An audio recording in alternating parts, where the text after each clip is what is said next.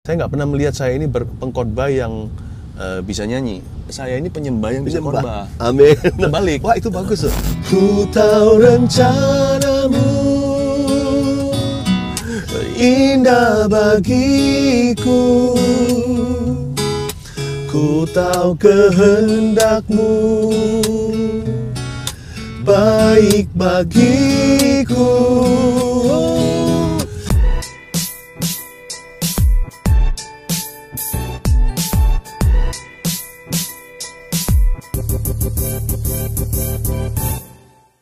So, saya jadi inget ya, Pastor Philip. Ya. Kita tuh udah saling tahu lama lah, ya. Pastor Philip nyanyikan lagu-lagu saya udah lama. Tapi yang membuat kita itu jadi ketemu dan kemudian lalu kita mulai sering pelayanan sama-sama, kita buat worship, oldies worship sama-sama gitu ya. Dan itu sebetulnya ceritanya ada satu lagu yang stafnya Pastor Philip tuh kirim email ke istri saya. Kirim email minta izin untuk menggunakan sebuah lagu yang mau direkam oleh Pastor Philip. Lalu istri saya bingung. Dia nggak familiar sama lagu itu, lalu dia tanya, "Memangnya kamu punya lagu judulnya Rencanamu Indah?" Saya mikir-mikir, kayaknya enggak ya gitu ya. Jadi istri saya bilang, "Wah, ini salah kali ya, lagu yang mana? Atau minta liriknya deh." Gitu, supaya dikirim, supaya saya ngeh ya lagu yang mana. Nah, saya inget sekali pas habis itu, nggak tahu malamnya ya, tiba-tiba saya tuh kok bersenandung, saya inget lagu saya yang udah lama. Ya, lagu itu baru saya pikir, oh mungkin lagu ini, saya katakan. Kemudian saya mulai bergumam menyanyikan, istri saya bilang, oh iya itu ada kata Rencanamu Indah. Betul. Lalu ternyata di trace betul lagunya Rencanamu Indah, yang itu memang lagu yang Tuhan berikan kepada saya bertahun-tahun yang lalu. Dan kemudian Pastor Philip menyanyikannya, merekamnya, mengirimkan kepada saya. Waduh, saya senang dengar album itu. Waktu itu album apa ya, Pak ya? Itu album Ku Percaya. Ku Percaya Mujizat ya. Iya. Itu, wah, saya diberkati waktu saya dengar itu. Saya jadi trace back bagaimana Tuhan tuh memberikan nyanyian itu pada waktu ya masa-masa di mana saya melihat bahwa Tuhan punya rencana jauh lebih indah. Yes. Rencana Tuhan tuh sempurna. So, sahabat Worshipers mungkin yang belum pernah tahu lagunya, ya kita nyanyi ya, Ayo. Pak Philip ya.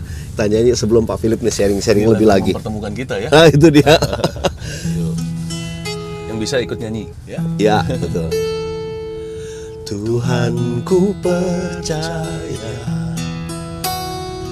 rencanamu indah, walau saat ini tak ku mengerti. Engkau telah berfirman kan beri masa depan, damai sejahtera, penuh harapan. Ku tahu rencanamu indah bagiku, ku tahu kehendakmu baik bagiku, ku tahu rancanganmu sempurna bagiku,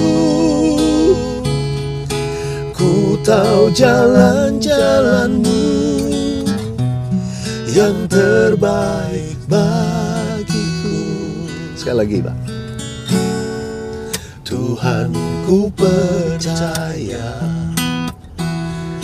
rencanamu indah, walau saat ini tak ku mengerti. Engkau telah berfirman kan beri masa depan, damai sejahtera, penuh harapan. Ku tahu rencanamu indah bagiku, Ku tahu kehendak-Mu baik bagiku. Ku tahu rancangan-Mu sempurna bagiku. Ku tahu jalan-jalan-Mu yang terbaik bagiku. Ku tahu jalan-jalan-Mu yang terbaik bagiku. Wow, beautiful, beautiful. Jadi dari gara-gara rekam lagu itu akhirnya kita jadi kemudian berkomunikasi. Pak Philip undang saya melayani di Surabaya. Jadi kita kemudian mulai sering melayani bersama-sama. So thank you Thank you Pak Philip. It's Gara-gara privilege lagu for me. itu menjadi sahabat worshippers. Jadi sahabat worshipers juga ini. Luar biasa. Nah Pak Philip, jadi Pak Philip ini punya talent luar biasa yang saya kenal ya. Beliau seorang pengkhotbah yang diurapi Tuhan, hamba Tuhan yang setia. Beliau juga suka worship, dia seorang worshipers. Tapi Tuhan tuh berikan talent art juga luar biasa. Beliau tuh melukis yang boleh saya katakan itu pewahyuannya luar biasa.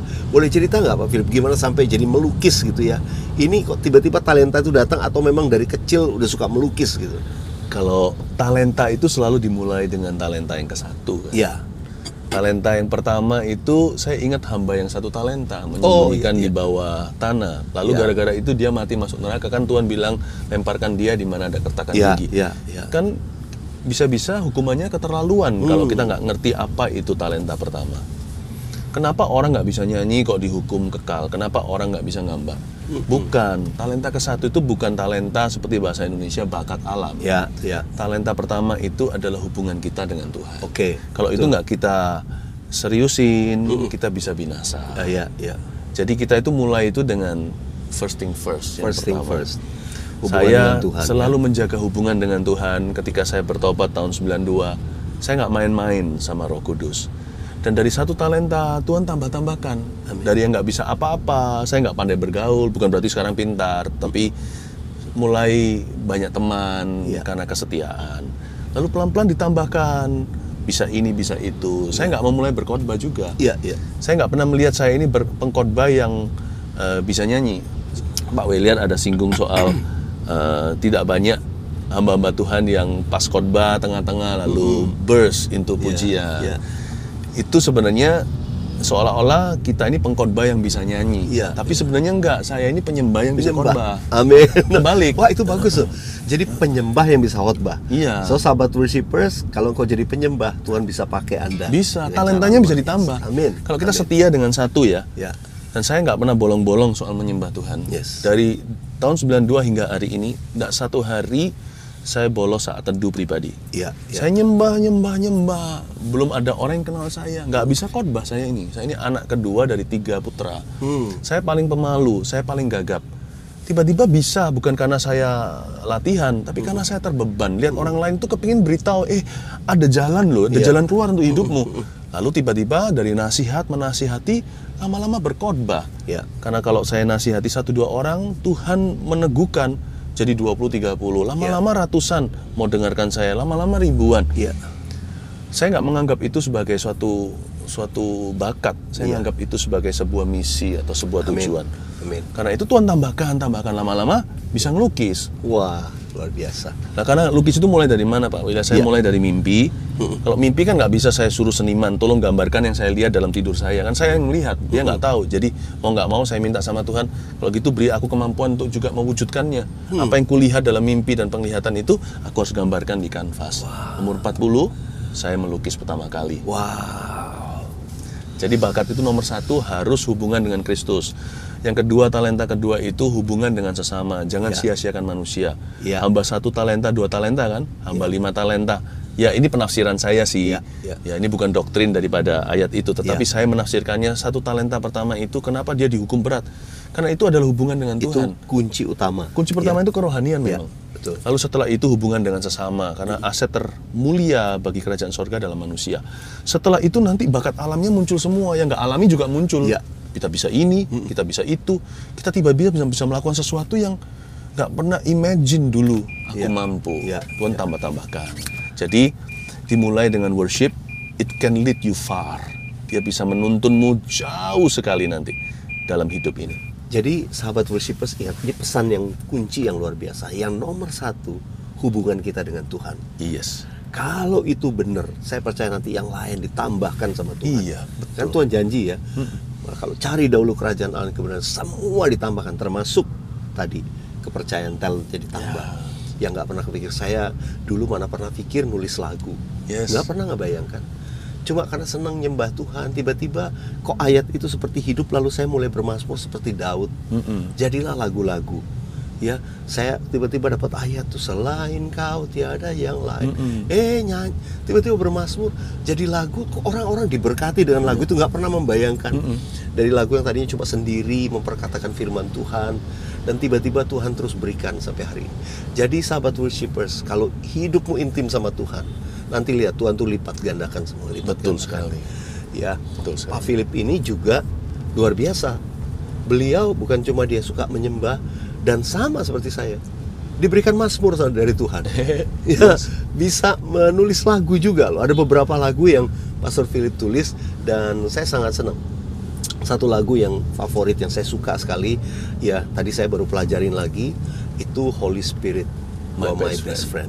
Bisa cerita nggak Pak, itu backgroundnya lagu itu? Atau ada message yang kuat di balik lagu itu? Allah Roh Kudus adalah pribadi Allah Tritunggal yang paling diabaikan dan diperdebatkan. Saya kasihan. Ngomong gini rasanya kok nggak pas ya secara teologi. Tapi ya ini sebagai personal feeling, my personal feeling atau perasaan pribadi. Saya kasihan kalau ada seorang pribadi digunjang-gunjingkan, lalu nggak pernah dideketin, nggak pernah disayang, tapi hanya diperdebatkan, dijadikan kontroversi.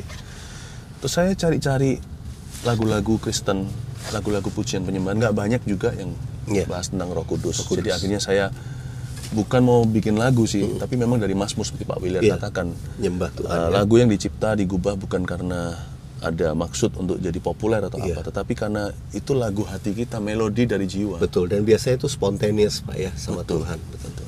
Nah akhirnya waktu saya nyanyi nyembah itu, saya kira ini bisa memberkati orang lain, nggak hanya saya. Karena di dalamnya tertera 9 buah roh dalam lirik lagu itu. Iya gitu ya. Ya, dan saya percaya lagu itu bisa membawa kita pada keintiman dengan Roh Kudus. Salah pahaman bisa ditanggulangi. Yang penting hati kita haus, itu akan membawa kita masuk ke dalam hadirat Allah. Oke, saya coba ya mengiringi Pak Philip nyanyi lagu Holy Spirit, You're My Best Friend. Jadi sahabat worshipers ikut nyanyi juga. Holy Spirit, My Best Friend. Holy Spirit, My Best Friend. Oke, silakan Pak. Holy Spirit, all my fountains are in you. Jesus, Spirit, a true friend I found in you. Spring of love, joy and peace, you breathe your life in me. Patiently, you will always wait for me. You're so kind, so good and faithful too.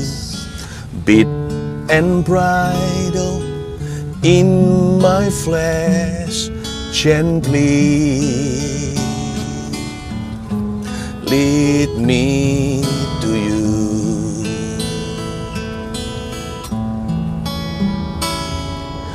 My best friend, Holy Spirit, Holy Spirit, my best friend. Amin. Patiently, you will always wait for me. You're so kind, so good and faithful too. Bit and bridle in my flesh, gently lead me to you. Sama-sama, my best friend, my best friend, Holy Spirit, Holy Spirit, my best friend, my best friend, Holy Spirit, Holy Spirit, my best friend, Holy Spirit, my best friend.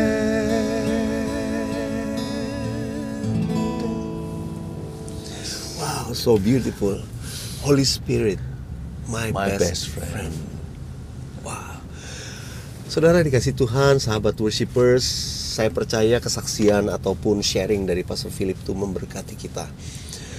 Saya kenal keluarga Pastor Philip, ya, istri, anak-anaknya, semuanya. Wow, cinta Tuhan luar biasa, dipakai Tuhan. Dan saya melihat keluarga ini walaupun nggak apa kelihatan tampil musical gitu, tapi ini keluarga musical, ya, sahabat worshipers kalau tahu. Dan yang menarik ya, putra putrinya Pastor Philip ini main alat musik instrumen cukup unik. Nggak biasanya, kalau orang kan semua belajar piano, keyboard, drum, gitar. Jadi anak putri pertama itu Vanessa, dia punya spesial, dia main harpa. Aduh, main harpanya begitu indah, beautiful. Putranya yang Pak Jeremy yang nomor 2, dia main saxophone. Dan yang putra ketiga Warren. yang bungsu Warren, dia main cello. Main cello. Jadi saya pikir ini kalau satu kali pelayanannya harpa, cello sama saxophone boleh juga nih. Yang satu main bassnya, yang satu main harmoninya, yang satu main melodinya. Unik. Ini mereka tuh memang Pastor Philip suruh atau arahkan, atau memang keinginan mereka memilih instrumen itu, dan gimana nih dalam keluarga membawa mereka suka menyembah Tuhan. Boleh sharing ya? Puji Tuhan, silakan. Itu maminya yang paksa. Bener, awal-awal sih dipaksa, karena kalau anak kecil kan nggak punya visi untuk itu. Tapi kita yang bisa melihat, kan kita ini pengintainya. Kita yang sudah melihat dunia. Dan kami ingin sekali anak-anak kami itu diluncurkan dalam hidup ini melalui platform seorang penyembah. Jadi penyembah yang bisa titik-titik isi sendiri, penyembah yang bisa khotbah, penyembah yang bisa bisnis. Jadi mulai dengan worshiper dulu sebagai seorang penyembah yang benar. Jadi mau nggak mau kita akan gear dia masuk ke dalam musik, karena saya percaya ada darah musisi di dalam keluarga kami. Nah, mamanya paksakan Vanessa itu as early as when she was 3 or 4 dia sudah mulai main piano dulu. Sampai grade tinggi dia main terus belajar, tapi dia pendengarannya kuat sekali, jadi males baca itu loh namanya tauge camba.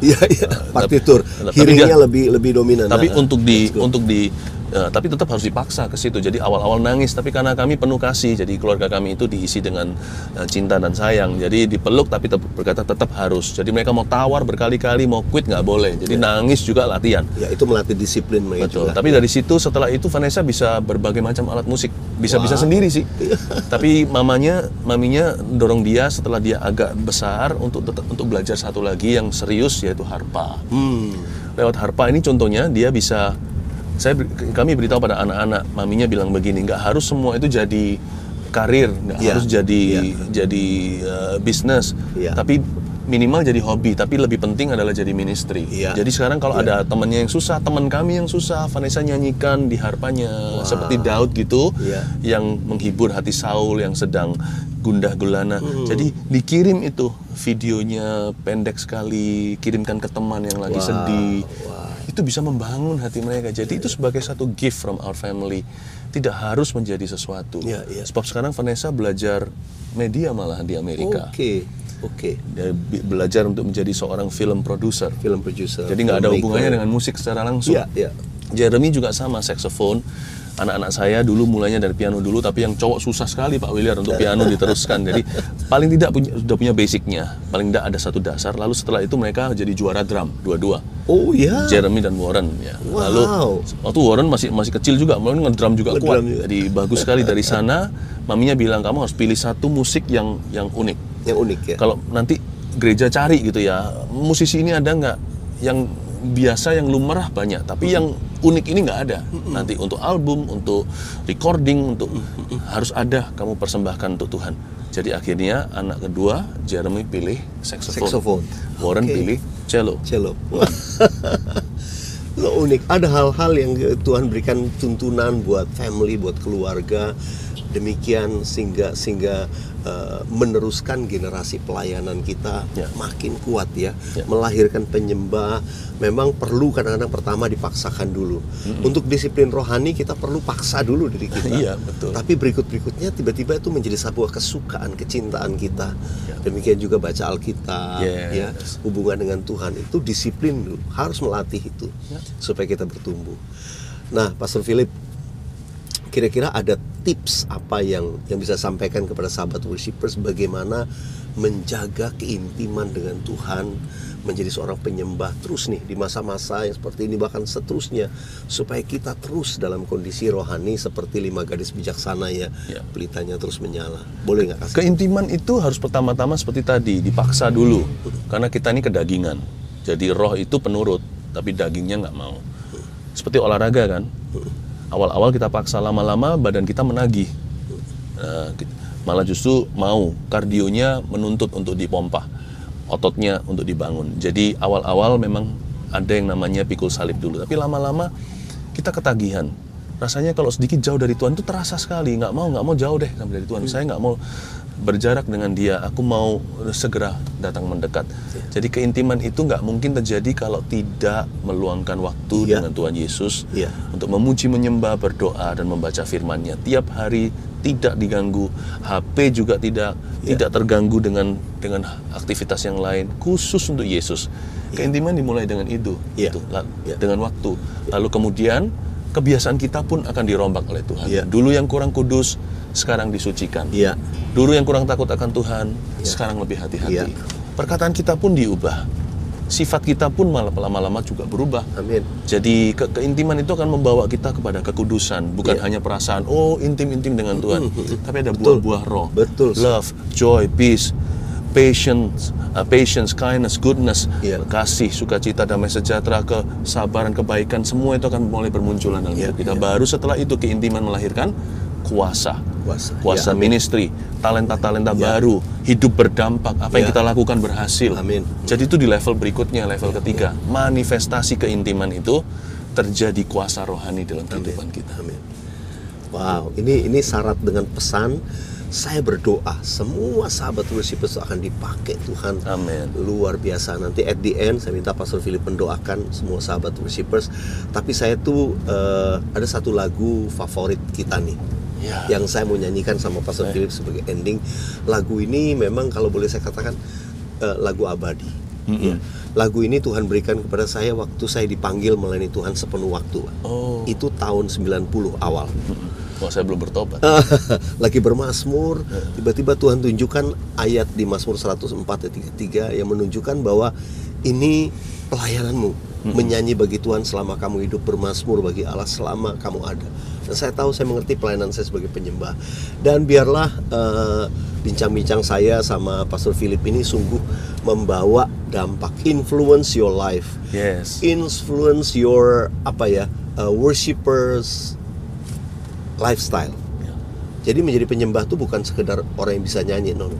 Lifestyle kita tadi Pastor Philip ngomong, itu nanti dampak dari hidup kita kelihatan. Hidupnya makin sungguh-sungguh, hidup kudus, kata-katanya berubah. Itu kenapa? Karena kita bangun lifestyle sebagai penyembah. So, kita worship sama-sama. Lagu ini pasti sahabat worshipers tahu semua. Ya. Manis kau dengar. Ya Tuhanku, aku hendak bernyanyi bagimu selama ku hidup. Ya Allahku, aku hendak bermazmur bagimu selagi ku ada. Inilah yang ku renungkan setiap waktu. Nyanyian pujian dan pengagungan kepadamu.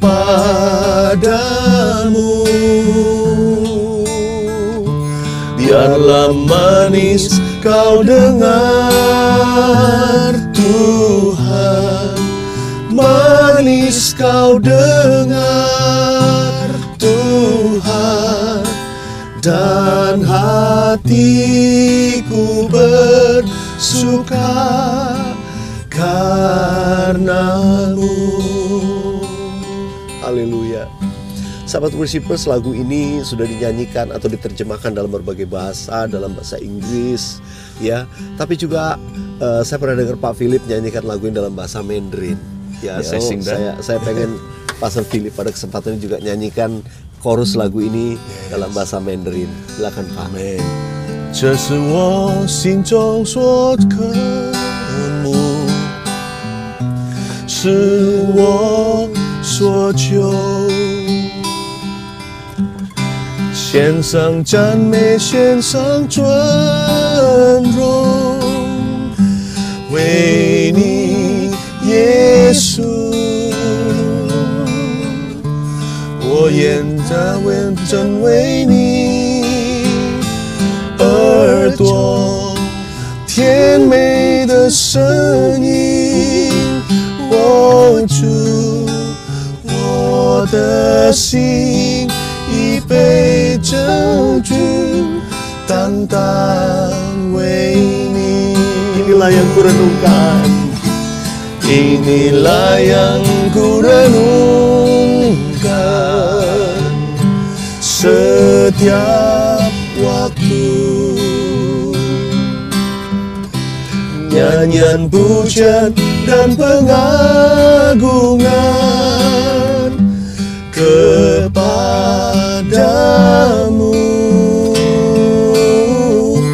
Biarlah manis kau dengar Tuhan, manis kau dengar Tuhan, dan hatiku bersuka karenamu, dan hatiku bersuka, dan hatiku bersuka karenamu,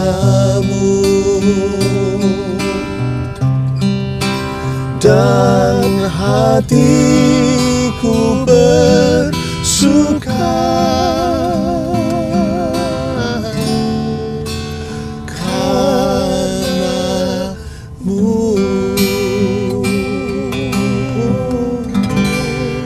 Haleluya, haleluya, haleluya. Kami sembah Engkau Tuhan.